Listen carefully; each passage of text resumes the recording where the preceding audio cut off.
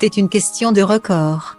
Et les plus grands champions ne s'en lassent pas jusqu'à leur élimination de la compétition. C'est le cas de Bruno qui en est déjà à 192 victoires et 812 495 € de gains dans les 12 coups de midi. Après avoir détrôné Paul de la 3e place du classement des plus grands maîtres de midi. Le candidat de Jean-Luc Reichmann vise désormais le sommet. Et il n'est plus très loin. Ce samedi 6 août.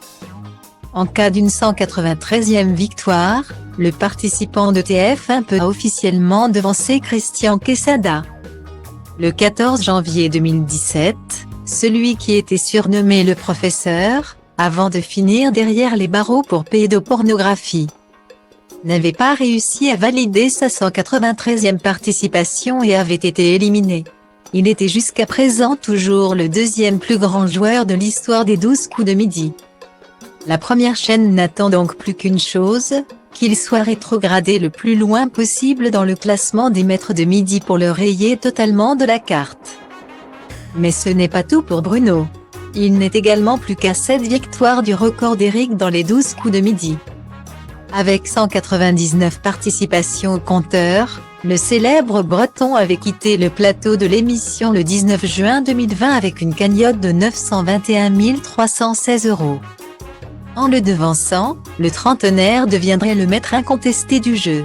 Mais pour le moment, Bruno avance doucement dans la compétition, au fur et à mesure que ça se rapproche. Il y a quand même un peu de pression. La mécanique du jeu fait qu'on me le rappelle souvent.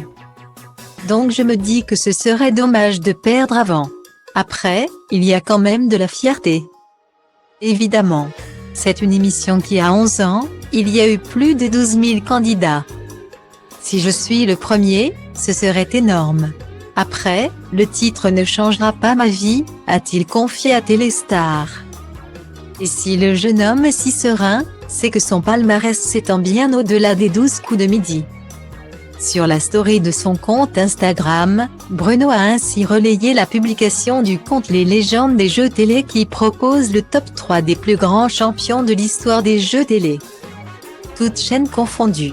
Si Marie-Christine, ancienne participante de Tout le monde veut prendre sa place sur France 2, est toujours au sommet avec 213 victoires, Éric est à la 2e place du classement avec 198 parties remportées. Bruno, lui, est le numéro 3. Mais jusqu'à quand ?